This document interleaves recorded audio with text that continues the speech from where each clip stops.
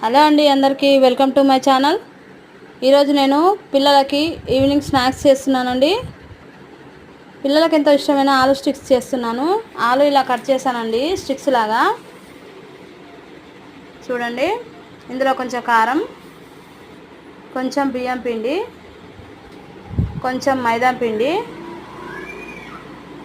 కొంచెం సాల్ట్, చిటికెడు పసుపు అండి వేసుకోవాలి.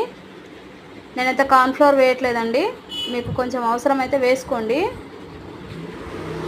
వాటర్ కూడా యాడ్ చేయట్లేదు. మంచిగా ఇలా కలిపిన తర్వాత కొంచెం గరం మసాలా వేయాలి.